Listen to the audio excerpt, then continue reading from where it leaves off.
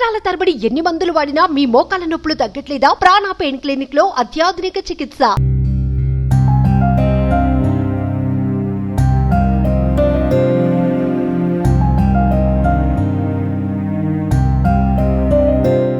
రీసెంట్గా మనకు తెలుసు ఒక సీరియల్ ఆర్టిస్ట్ పవిత్ర జయరాం, ఆమె రోడ్ యాక్సిడెంట్లో చనిపోవటం. ఆ తర్వాత కో ఆర్టిస్ట్ అయినటువంటి చంద్రకాంత్కి కూడా అదే యాక్సిడెంట్లో దెబ్బలు తాకటం. అతను 2 రోజుల క్రితమే సుమన్ టీవీకి కూడా ఇంటర్వ్యూ ఇచ్చాడు. ఆ ఇంటర్వ్యూలో చాలా విషయాలు చెప్పారు కానీ బట్ ఎక్కడా కూడా తల్లిదండ్రుల గురించి కానీ భార్య గురించి కానీ ఆయనకు ఉన్నటువంటి పిల్లల గురించి కానీ అతను మాట్లాడలేదు. ఈరోజు సడన్గా సూసైడ్ చేసుకోవటం ఏంటి అనేది కూడా ఎవరికి అర్థం కాని విషయంగా ఉంది. పోలీసులు ఇప్పటికే ఇన్వెస్టిగేషన్ స్టార్ట్ చేశారు. ఆ సూసైడ్ చేసుకున్నది కూడా పవిత్ర ఇంట్లోనే సూసైడ్ చేసుకున్నాడు. ప్రస్తుతం మనమైతే అతని ఇంటి దగ్గర ఉన్నాము. వాళ్ళ అమ్మ, వాళ్ళ భార్య, వాళ్ళ నాన్నగారు అందరూ ఇక్కడే ఉన్నారు, వాళ్ళ పిల్లలు. ఒకసారి ఆ తల్లితో మాట్లాడదాము. వాళ్ళ ఆవేదన చూస్తుంటే గుండె తరుక్కుపోతుంది. అసలు గుండెలు అవిసేలా ఏడుస్తూ ఉన్నారు తల్లి భార్య ఇద్దరు కూడాను. ఎవరు ఆపేటువంటి పరిస్థితి లేదు. ఎందుకు ఇలాంటి పరిస్థితి? అసలు గత కొన్నేళ్లుగా అతను భార్యతో కూడా ఉండట్లేదు అని చెప్తున్నారు. ఇక్కడికి వచ్చిన తర్వాత తెలిసింది నాకు. అసలు ఏం జరిగింది అడుగుదాము. అమ్మా, ఎందుకు ఇట్లాంటి పని చేశాడు చంద్రకాంత్? పవిత్ర చేసింది. పవిత్ర దాన్ని అని ఉంచుకున్నది. వాడు పెళ్లి చేసుకుంది. 5 ఏళ్ల నుంచి నా కోడల దగ్గరికి రానియలేదు, మాట్లాడనియలేదు, పిల్లలతోనే మాట్లాడనియలేదు, తల్లితోనే మాట్లాడనియలేదు. పవిత్ర పిల్లలతోని మాట్లాడనీయకుండా చేసిండు. 5 సంవత్సరాల నుంచి నా పిల్లలతోని కలవనీయలేదు. కొడుకు నాగం చేస్తున్నవే, పిల్లలు ఉన్నారే అంటే నా ఓడంటే నీ ఓడు ఎట్లయితాడే? నేను నలుగుట్ల తెచ్చిన నా కోడల్ని, నా పిల్లలు చిన్నోళ్ళు ఉన్నారే, నువ్వు ఎట్లా పెళ్లి చేసుకుంటావని అడిగినా నేను. అంటే నేను చేసుకున్నా పెళ్ళి అని వీడు చెప్పిండు, అది చెప్పింది. ఏ గుడిలోనో చేసుకున్నా అంటే మేము ఇంకోరు చేస్తున్నామని చెప్పినాము. వాడు ఏది పట్టించుకోకుండా దాన్నే పెళ్ళాం అన్నాడు. పెళ్ళామని పెళ్ళంతో మాట్లాడలేదు. నాకు అదే సర్వస్వం, అదే పెళ్ళాం అన్నది. అది ఏం పెట్టిందో తెలియదు నా కొడుకుని. మాట్లాడారా అమ్మ మీరు? మాట్లాడలే. ఆడ యాక్సిడెంట్ అయ్యి వచ్చినాక కూడా మాట్లాడలేదు. దానికోసం నన్ను మాట్లాడలే నా కొడుకు. వచ్చిన తర్వాత కూడా మాట్లాడలేదు, చూడలేదు. చూస్తుంటే చూడనియలేడు, చూస్తుంటే ముట్టుకోనియలేడు, పట్టుకొని లేదా? ఓకే. పెళ్ళంతో మాట్లాడలేడు. మాట్లాడితే ఇప్పుడు మాట్లాడుతున్నాం, అది చచ్చిపోయినాక ఇప్పుడు అవసరమా అంటున్నాడు. దాన్ని చితంబ బాధ పెట్టిండు, కొట్టిండు, తిట్టిండు. ఎవరు? భార్యని మాటలు కొట్టిండమ్మా. రాత్రి అంతా కూడా కొడుకు తాగొచ్చినా లొల్లి పెట్టినా బాధపడ్డమ్మా. ఇక మారతాడు అనుకున్నమ్మా. నా పిల్లలకు నా కొడుకు ఉంటాడు అనుకున్నమ్మా నేను. నా పిల్లలకు కొడుకు లేకుండా అయిపోయిండమ్మా. నా పిల్లలకు తండ్రి లేకుండా అయిండమ్మా. మాట్లాడలేడు. రాత్రిలో ఎన్నో ఫుల్ తాగొచ్చిండంట. పుల్లు తాగొచ్చినాక ఈ చెయ్యి కొట్టుకుంటే రక్తం కారితే దోస్తు చూసిండంట. దోస్తులు ఇంట్లో వండబెట్టిర్రు, తాగిర్రని. పండబెడితే మళ్ళీ ఆడపోయి చూస్తే రాకుంటాడేమో, మమ్మల్ని చూసి పండుకొని ఏడనో ప్రశాంతంగా రెస్ట్ ఉంటుందని పండుకోమని చెప్పి వచ్చినామమ్మ. ఆ దోస్తే ఇంత తినబెట్టిండంటమ్మా. తినబెట్టినాక పండుకుండేమని పొద్దు నుంచి ఫోన్లు చేస్తున్నాం. పెళ్ళాం దగ్గరికి పోలే, ఏం పోలే. నా దగ్గర రాలేడు. ఏం రాకుంటాయో రాకపోయాని చెల్లె ఫోన్ చేస్తుంది, పెళ్ళాం ఫోన్ చేస్తుంది, ఫోనే ఎత్తుతలేడు. ఎల్ఐసి కోసం చచ్చిపోతే పైసలు వస్తాయంట కదా, దానికోసం పోతున్నాను. ఎవరికో చెప్పిండంట దోస్తుకు. దానికోసం చెప్తే ఇంకా వస్తలేడు కొడుకు. నాష్ట తినలే, ఏం తినలేడు అనుకున్నామ్మా నేను. నాకు 2 కొడుకులు, 1 బిడ్డ అమ్మా. అయితే మాత్రం ఫోన్లు చేస్తా ఉన్నాం. 12 గంటల నుంచి ఫోన్లు చేస్తుంటే ఫోన్ ఎత్తుతలేడు. దోస్తులకు ఈ రోజు 12 గంటల నుంచి ఫోన్లు చేస్తా ఉంటే ఎత్తుతలేడు. అడా దోస్తులకు అందరు చేస్తేనే ఉంది. పెళ్ళాము ఎత్తుతలేడు. ఎత్తకుంటే మళ్ళీ యాదికొచ్చి అడగిట పోయి వండుకున్నాడో ఏమని యాదికొచ్చి ఇందాక 5 గంటలకు పోయిర్రు. 5, 5:30కి 2 పిల్లల్ని పంపించినాము. పంపిస్తాడో పోయినాక వాళ్ళు చక్కగా చెప్పలేరు, వాళ్ళకి అయిపోయి తిన్నారో ఏం తిన్నారో. దర్వాజ వాళ్ళ కొట్టిర్రంట, కాళ్ళకు బట్ట కట్టుకుండంట, మెడ చుట్టుకుండంట, ఫ్యాన్కి వేసుకుండో దేనికి వేసుకుండో తెలియదు నాకు. సూసైడ్ చేసుకున్నాడని మా ఆయనకి ఎవరు చెప్పంగా మా ఆయన ఏంటిండు, అమ్మా నీకు ఊరి పెట్టుకున్నంత అవసరం ఏమొచ్చింది, దాని పిల్లలు 20 ఏళ్ళు ఉన్నారు, ఆ పిల్లలు 5 ఏళ్ళ పిల్లలు, ఆ పిల్లలు 6 ఏళ్ళ పిల్లలు. నీ వయసు ఏం పోయింది బిడ్డ, నీ వయసు ఏం పోయింది. పిల్లం లేకనా, పిల్లలు లేకనా, తల్లి లేకనా అమ్మా, అదొక్కది మా సంసారం అంతా ఖరాబ్ చేసిందమ్మా. దాన్ని రానియకపోతుండే, ఆడికే రమ్మని పిలుచుకుంటుండే, పిల్లంతో మాట్లాడనియకపోతుండే, అది వచ్చి ముట్టుకుంటే పిల్లలు కూడా రాకపోదురమ్మా. అదే పెద్దమ్మ పెద్దమ్మ అని చెప్తుండే అమ్మా.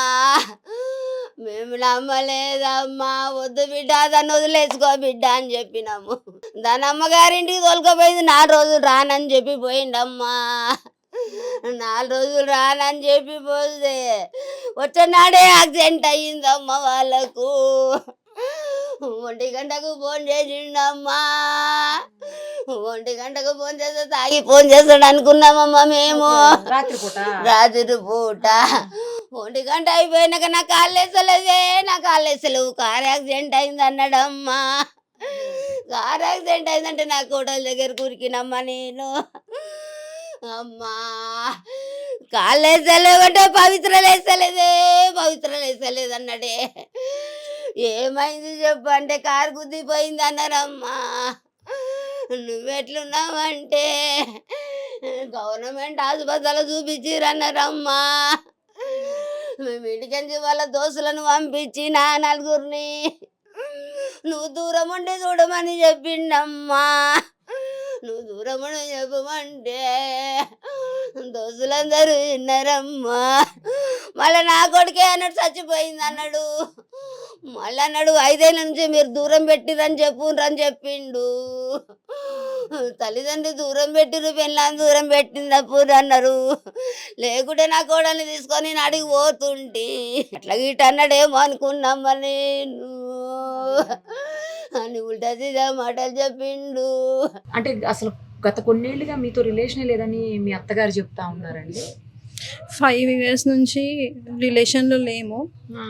లాస్ట్ 5 years నుంచి ఎప్పుడైతే నాకు ఈ విషయం తెలిసిందో అప్పటి నుంచి నన్ను కొట్టడము చేయడము చాలా నానా విధాలుగా హింసించిండు. తాగేసి వచ్చి ఏ రాత్రి అంటే ఆ రాత్రి ఇది చేయడము చాలా. పవిత్ర డైరెక్ట్ నాకు కాల్ చేసి వాడు నా మొగుడే, ఏం పీక్కుంటో పీక్కో అనేసి కూడా అనింది. ఇలాంటి మాటలు కూడా మాట్లాడింది పవిత్ర జయరాం. వాళ్ళ పిల్లలకి కూడా తెలుసు. వాళ్ళ అబ్బాయిని వెళ్ళి అడిగాను, వాళ్ళ అబ్బాయితో వెళ్ళి మాట్లాడాను.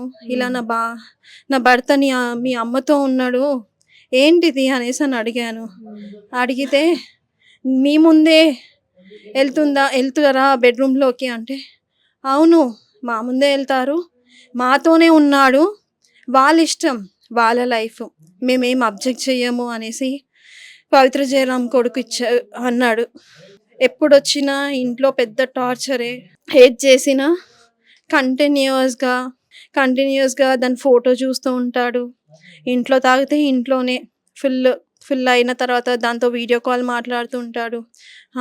చెప్పవే పాప, ఏం చేస్తున్నావు, ఏంది సంగతి, ఇక్కడ నాకు అన్నం పెట్టట్లేదే, అన్నీ ఫాల్స్ అంటే ఫాల్స్. మొత్తం నన్ను బ్లేమ్ చేశాడు, ఎక్కడ పడితే అక్కడ బ్లేమ్ చేశాడు. ఇంకేం చెప్పలేను. ఇంతకంటే మీది కూడా లవ్ మ్యారేజ్ అని చెప్పి విన్నాను. మాది రిలేషన్షిప్ స్టార్ట్ అయ్యి 2004 July 4th స్టార్ట్ అయింది. 2004లో మ్యారేజ్ 15లో అయిందా? మ్యారేజ్ 11 years ముందు మీకు లవ్ ఉంది, రిలేషన్షిప్ ఉంది. అక్కడికి మా పేరెంట్స్ కన్విన్స్ అవ్వలేదు. నేను మా పేరెంట్స్తో కన్విన్స్ చేసి అందరి సమక్షంలో లవ్ మ్యారేజ్ చేసుకున్నాడు. గ్రాండ్గా చేశారు పెళ్ళి. అందరూ ఒప్పుకొని చేసి నేను మా అమ్మ చెప్పినా నేను వినలేదు. ఇతడే కావాలి, నాకన్నయ్య నాకు కావాలి, వాడే లోకం సర్వస్వం అని బతికిన. ఏది చేసినా ఏం చేసినా ఈ రోజు వరకు అంటే ఈ మూమెంట్ కాకుండా నిన్నటి వరకు కూడా మా మమ్మీ వాళ్ళ సైడ్ ఎవరికి ఏమీ చెప్పలేదు. నేను ఎంత ప్రాబ్లం ఫేస్ చేసినాను, సఫర్ అయినాను ఎటువంటివి మా మమ్మీ వాళ్ళకి తెలియదు. ఏదున్నా ఏమున్నా అత్తగారికి చెప్పుకున్నాను, బయట ఎక్కడ పెట్టుకోలేదు. అతను రాకపోయినా సరే ధైర్యంగా ఒక మొగోడిలాగా నా పిల్లలని పెంచుకున్నాను. ఏ రెస్పాన్సిబుల్ లేదు. ముందు జాబ్ చేసేదాన్ని హెచ్ఆర్గా, ఇప్పుడు మానేశాను. అమ్మ లేదు. అమ్మ చనిపోయిన వెంటనే లాక్డౌన్లో వీళ్ళ రిలేషన్షిప్ స్టార్ట్ అయ్యింది. అప్పటి వరకు బాగానే ఉన్నారు. వీళ్ళ రిలేషన్షిప్తో ఎప్పుడైతే స్టార్ట్ అయ్యిందో అప్పటి నుంచి నన్ను కొట్టడము, తిట్టడము కంటిన్యూస్గా చేశాడు. చాలా చాలా అంటే ఒక సాడిస్ట్ కంటే ఇంకా అధ్వానంగా బిహేవ్ చేశాడు. ఏం చేయకుండానే అన్ని వల్గర్ లాంగ్వేజ్ మాట్లాడుకుంటూ, ఎవరితో మాట్లాడినా అన్నయ్య అన్న రిలేషన్తో మాట్లాడినా కానీ అఫేర్ పెట్టి తప్పుగా తీయడం, అది ఎవరైనా సరే. మా అత్తగారు నాకు సపోర్ట్ చేశారు, మా మామయ్య ఇద్దరు సపోర్ట్ చేశారు వాళ్ళ ఫ్యామిలీలో. అంతకు మించి ఎవరు లేరు. నేను ఏదైనా వాళ్ళే లోకం సర్వస్వం అనేసి నన్ను బతికినాను. ఇప్పుడు అతనే లేకుండా పోయినాడు. ఇప్పుడు ఇంకేమని నన్ను బ్లేమ్ చేస్తాడు, ఇంకేం చేస్తాడో నాకేం అర్థం అవ్వట్లేదు. ఏం చెయ్యాలి ఈ మూమెంట్లో? నాకు నా పిల్లలను చూసుకొని నేను ఏం చెయ్యాలి? ఇద్దరు పిల్లలు, పాపది 8 years, బాబుది 4 years. పిల్లల కోసం కూడా వచ్చేవాడు కదా? పిల్లల కోసం వచ్చినా ఇట్లా చూసి వెళ్ళిపోయేవాడు. పిల్లల కోసం వచ్చినప్పుడు పవిత్ర ఆంటీ ఉంటుందానా మీకోసము, పవిత్ర ఆంటీ ఉంటుందానా, దీని ఏమైనా సరే పవిత్ర ఆంటీ ఉంటుంది. మరి నేనేం అవ్వాలి అని అంటే కూడా దానికి సమాధానం లేదు, ఏది లేదు. తన మైకంలో ఉండిపోయాడు. మొన్న 4 days కూడా షూట్ ఉందని చెప్పాడు, కానీ కట్ చేస్తే తను ఊటీకి వెళ్ళారు. ఇద్దరు కలిసి ఊటీకి వెళ్ళారు. ఊటీకి వెళ్ళి డే బై డే ఒక్కొక్క రీల్ షేర్ చేసి నన్ను టార్చర్ పెడదామని ప్రయత్నం చేశారు ఇద్దరు కలిసి.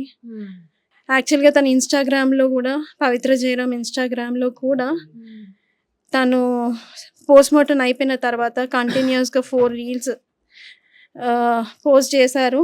వితిన్ few hoursలో డిలీట్ చేసేసారు. ఆ వీడియోస్ కూడా వైరల్ అయ్యాయి. సో వీళ్ళిద్దరు కలిసి ఊటీకి మొన్న ట్రిప్కి ఊటీకి వెళ్ళిన వీడియోస్ కూడా వైరల్ అయ్యాయి. 3rd class, ఇప్పుడు బాబు LKG, చాలా చిన్న చిన్న పిల్లలు. మేమేపు అడిగే వాళ్ళు కూడా ఎవరు లేనట్టున్నారు, మీ అత్తగారు తప్ప. అత్తమ్మ వాళ్ళు ఉన్నారు, మా ఫ్యామిలీ వాళ్ళు వస్తున్నారు, మా మమ్మీ వాళ్ళ సైడ్ వాళ్ళు వస్తున్నారు, మా మేనమామయ్య వాళ్ళందరూ వస్తున్నారు, దారిలో ఉన్నారు. వాళ్ళకి ఇప్పటి వరకు ఎటువంటి విషయం తెలియదు. ఈ సూసైడ్ తోనే అన్ని బయటికి వస్తున్నాయి. అసలు ఇప్పటి వరకు మీరు వైఫ్ ఉన్నారు, పిల్లలు ఉన్నారని కూడా ఎవరికి తెలియదు.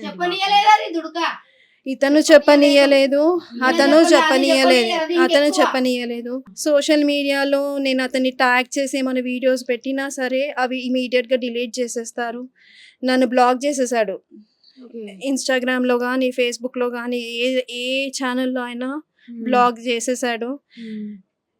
ఇనీషియల్గా తెలిసిన వెంటనే నేను మహిళా మండలిలో కంప్లైంట్ ఇచ్చాను. అక్కడ ఇచ్చిన తర్వాత కూడా అక్కడ కౌన్సిలర్ ముందు చెప్పాడు, అదే నా లైఫ్ అని. అంటే పవిత్ర అనే లైఫ్ అంటే అక్కడ అన్నారు కూడా, మా అమ్మ వీడు చేంజ్ కాడు, వదిలేసేయి, సెటిల్ చేసుకొని వదిలేసేయి అని అన్నాడు. అయినా నేను వినలేదు, ఎందుకంటే నాకు పిల్లలకి తండ్రి కావాలి. ఈరోజు నేను మా మమ్మీ లేక నేను చాలా పెయిన్ అవుతున్నాను. ఆ సఫర్ నా పిల్లలు అవ్వద్దు అని ఆలోచించాను, కానీ తండ్రి కావాలి. నిన్న కూడా అందరిలో కూర్చోబెట్టి మాట్లాడాం. ఏమని అంటే ఇలా suicide Pavi wait for 2 days అని పెట్టాడు ఇన్స్టాగ్రామ్లో. ఏంటి Pavithra wait for 2 days wait for 2 days I'm coming అన్నట్టు పెట్టాడు ఓహో పోస్ట్. అదే విషయము 10 మందిలో కూర్చోబెట్టి మాట్లాడాను. మాట్లాడితే నేను అంత పిరికివాడిని కాదు, నేను చూసుకుంటాను, నాకు కొంచెం టైం పడుతుంది సెటిల్ అవ్వడానికి అనేసి అని అన్నాడు. కానీ అన్యాయం చేశాడు. లవ్ రిలేషన్షిప్లో ఎంత బాగుండేవాడు అంటే అంత బాగుండేవాడు. నేనే లోకం సర్వస్వం అని ఉండేవాడు. ఎప్పుడైతే ఈ పవిత్ర ఎంటర్ అయ్యిందో అప్పటి నుంచి నాకు టార్చర్ ఫిజికల్గా, ఇద్దరం బాగున్నాము, అప్పటి నుంచి ఫిజికల్గా మెంటల్గా చాలా హరాస్ చేశాడు, చాలా విధాలుగా హరాస్ చేశాడు. అసలు ఒక 2-3 months వరకు ఇంటికి రాకుండా పిల్లలని చూసుకోకుండా కూడా ఉన్న రోజులు ఉన్నాయి. ఇంకా మీ వైపు ఎవరు లేరు కూడా కదా అడగడానికి కూడా, ఇన్ని రోజులు అసలు మీరు చెప్పలేదు అంటున్నారు. నేను చెప్పలేదు. యాక్చువల్గా చెప్పాలంటే పెద్దగా చేసుకుంటే ఎందుకు, పాప సెటిల్ అవుతుంది, అమ్మ లేదు, అమ్మ సపోర్ట్ లేనందుకు పాపకి ఫ్యూచర్లో ఏమైనా కావాలి, ఒకేషన్స్ ఏమైనా చేయాలన్నా, ఫంక్షన్స్ కావాలన్నా మా వాళ్ళు రావాలి అంటే నేను ఇష్యూ చేయకుండా ఉంటేనే వాళ్ళు వస్తారు చూస్తారు. అందుకనే అదొక్క విషయానికి ఓపిక పట్టాను. ఎందుకంటే ఒక ఆడపిల్ల ఉంది నాకు. ఇద్దరు అబ్బాయిలు ఉండుంటే అది డిఫరెంట్ ఉండేదేమో, కానీ ఒక ఆడపిల్ల ఉంది, తనని నేను ఫ్యూచర్ ఖరాబ్ చేయొద్దు కాబట్టి, పాడు చేయొద్దు కాబట్టి ఇలా ఆలోచించాను. నిన్న మాట్లాడారండి లాస్ట్? లేదు, నేను మాట్లాడలేదు. ఒకసారి 2 days బ్యాక్ తను వచ్చిన నెక్స్ట్ డేనే కాల్ చేశాను, ఏమైంది ఇంకా నైట్ రాలేదు అని అంటే, ఇవన్నీ మాట్లాడకు, నేను రెస్పాన్సిబిలిటీస్ ఫుల్ఫిల్ చేస్తాను, అంతకు మించి నా గురించి ఎక్స్ట్రా అడగడం అవసరం లేదు. ఏది ఇన్సిడెంట్ జరిగిన రోజా ఇది? ఇన్సిడెంట్ తర్వాత 2 daysకి మార్నింగ్ నైట్ అంతా ఇంటికి రాలేదు అని అంటే అడిగితే ఆ మాట అన్నాడు. కానీ యాక్చువల్గా ఆమె హార్ట్ స్ట్రోక్ వచ్చి చనిపోయింది అని చెప్తున్నారు. తెలియదండి. యాక్చువల్గా చెప్పాలంటే నాకు తెలిసి డ్రైవర్ ఉన్నాడో లేడో తెలియదు. టు బీ ఫ్రాంక్, డ్రైవర్ ఉండుంటే ఈ పాటికి ఓపెన్ అప్ అయ్యేది, డ్రైవర్ వచ్చేవాడు సీన్లోకి. డ్రైవర్ అయితే లేడు అని నా వే ఆఫ్ ఆలోచన. ఎందుకంటే తనకి రిబ్స్ ఇదయ్యాయి అన్నది తెలిసిన ఇన్ఫర్మేషన్, రిబ్స్ ఫ్రాక్చర్ అయ్యాయి అన్నది ఇన్ఫర్మేషన్ పవిత్రకి. ఎందుకంటే నాకు 12:40 కాల్ చేశాడు. ఎప్పుడు ఇలానే తాగేసి కాల్ చేస్తాడు అనేసి నేను లైట్ తీసుకున్నాను, సైలెంట్ పెట్టి. యాక్చువల్గా ముందు రోజు మా అత్తయ్యకి బ్యాక్ పెయిన్ అయ్యింది, తనకి యూరిన్ ఇన్ఫెక్షన్, కిడ్నీలో వాటర్ స్టోర్ అయ్యింది అనేసి midnight 11:40 ఏమో విజయ హెల్త్ కేర్కి వెళ్ళాము. వెళ్తే అక్కడ తనకి ట్రీట్మెంట్ చేయించుకొని డ్రిప్స్ ఎక్కించుకొని రిటర్న్ అయ్యాము. ఆ రోజు నైట్ మొత్తం తనకి అంటే మాకు స్లీపే లేదు. నెక్స్ట్ డే పడుకున్నాను. పడుకున్న తర్వాత అత్తయ్య వాళ్ళు 1:10, 1:15 అలా వచ్చారు. అంతలోపు వాళ్ళ నాన్నకు కాల్ చేశాడంట. వస్తే సరే ఆగతయ్య నేను కనుక్కుంటాను, మీరు వెయిట్ చేయండి అనేసి కాల్ చేస్తే పవి లేస్తలేదు. సరే ఒక్క నిమిషం ఆగు, నీకేమయ్యింది ఫస్ట్ అది మేజర్గా చెప్పు అనేసి అని అడిగాను. అంటే నాకు కాళ్ళకి చేతులకు దెబ్బలు తాకాయి కానీ పవి లేస్తలేదు అనేసి అని అంటే, వెయిట్ చెయ్యి, వేరే హాస్పిటల్కి తీసుకోవడానికి ట్రై చెయ్యి అనేసి చెప్పాను. అంటే కాల్ కట్ చేశాడు. మళ్ళీ కొంచెం సేపటికి మళ్ళీ కొద్దిసేపటికి మళ్ళీ కాల్ చేసి తను చనిపోయింది అనేసి ఏడుస్తున్నాడు. ఇంకా దానికి నేనేం చేయలేను. సో ఇది ఇన్సిడెంట్ జరిగింది. ఈ రోజు పొద్దున్న మీ అత్తయ్య చెప్తున్నారు మార్నింగ్ నుంచి ట్రై చేస్తే దొరకలేదు. యాక్చువల్గా నేను 12 నుంచి మేము ట్రై చేస్తున్నాము. 2 o'clock పవిత్ర ఫ్లాట్కి వెళ్ళాల్సి ఉండింది. వాళ్ళ ఫ్రెండ్ సాయి అనేసి ఉన్నాడు, అతని దగ్గరికి అంటే నైట్ వెళ్ళి పవిత్ర దగ్గర నుంచి లగేజ్ మొత్తం తీసుకొచ్చి నా దగ్గర పెట్టాడనమాట. ఇంట్లో పెట్టాడు, అతని డ్రెస్సెస్ లగేజ్ మొత్తము పెడితే నేనేం చేశాను, నాకు డౌట్ వచ్చి 2 o'clockకి నేను వెళ్దాము అని ఫిక్స్ అయ్యాను. వెళ్తే నాకు రూట్ తెలియదు అక్క, నైట్ తీసుకెళ్ళాడు గల్లీలు తిప్పుకుంటూ అనేసి అని అన్నాను.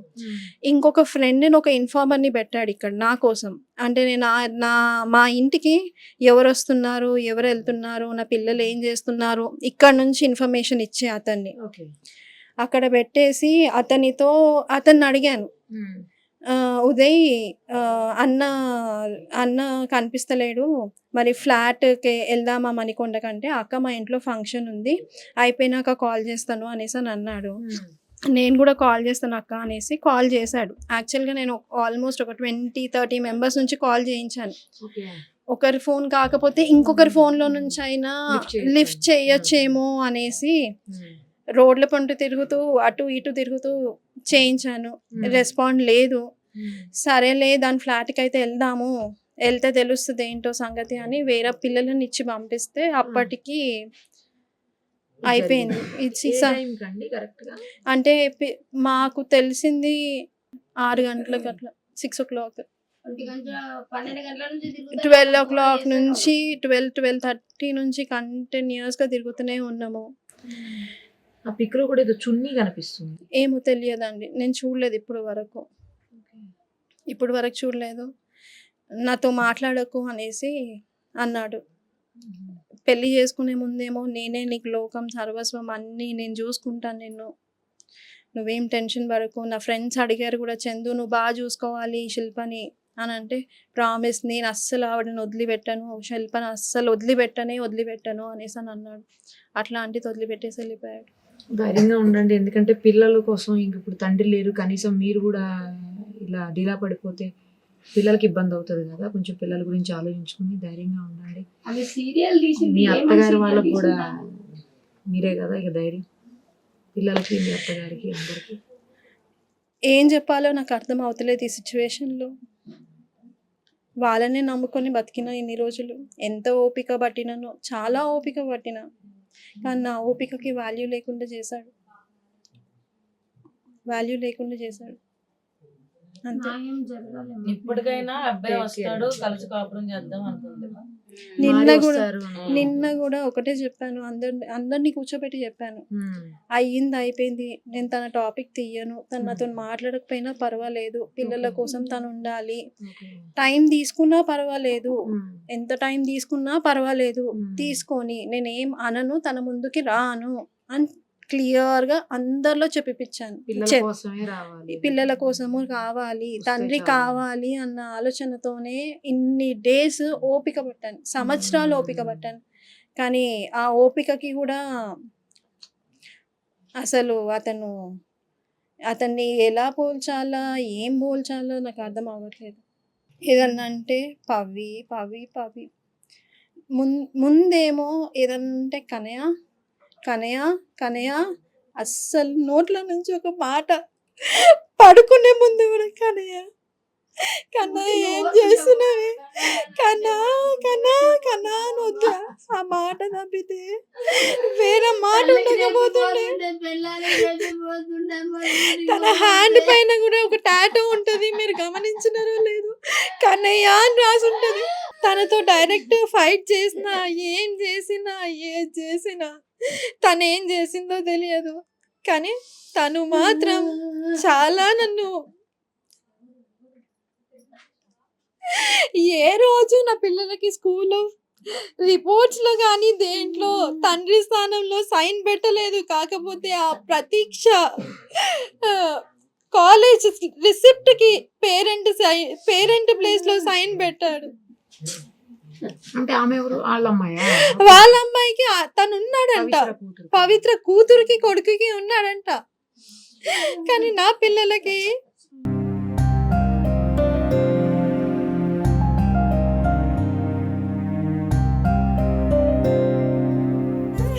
ఇండస్ట్రీ మొత్తం తెలుసు. చందు, శిల్ప అంటే ఇండస్ట్రీ అందరికీ తెలుసు. అసలు నా మాట లేకుండా ఉండేటోడు కాదు. అరే అక్కనే రా నన్ను సెట్ చేసింది, అందరికి, అందరు ఆర్టిస్టులకు చెప్పుకున్నాడు. చాలా మంది ఆర్టిస్టులు కూడా చెప్పారు తనకి, వద్దు ఇట్లాంటి దాంతో నీకు అవసరమా చందు, మంచి ఫ్యామిలీ ఉంది, ఫ్యామిలీని చూసుకో, ఫ్యామిలీని డిస్టర్బ్ చేస్తున్నావు చందు అంటే, ఆహా వినలేదు, అసలు వినలేదు. శిల్ప గారు మీరు ధైర్యంగా ఉండండి, చందు గారు వచ్చేస్తారు, మీరు టెన్షన్ పడకండి, ఆవిడ ఇప్పటికీ మీ ఆయన 6th పర్సన్ ఆవిడకి అని చెప్పారు. చాలా మంది చెప్పారు, ఆవిడ క్యారెక్టరే అది. సో అలాంటి ఒక వేస్ట్ క్యారెక్టర్ మనిషి కోసం ఈ రోజు మమ్మల్ని అన్యాయం చేసి వెళ్ళిపోయాడు.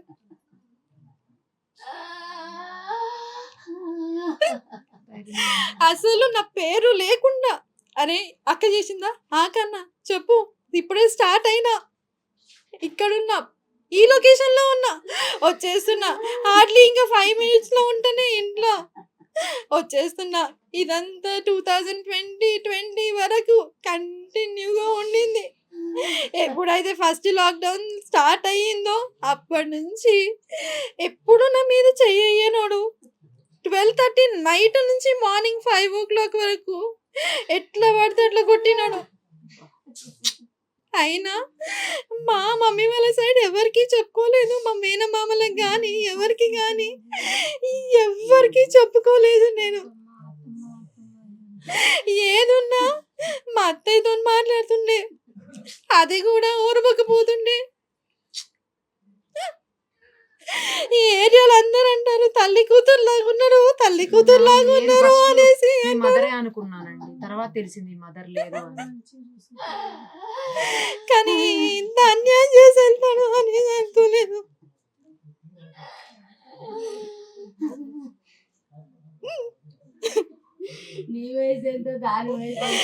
తను చాలా ఏజ్డ్ పర్సన్,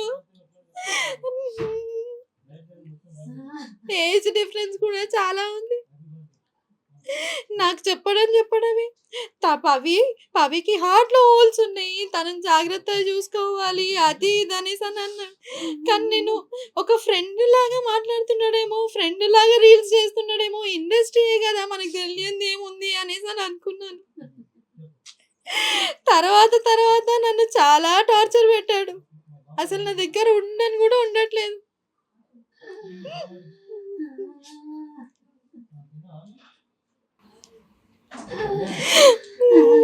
ధైర్యంగా ఉండండి, పిల్లల కోసమైనా ధైర్యంగా ఉండాలి. ఇప్పుడు మీరు ధైర్యంగా ఉండాలి.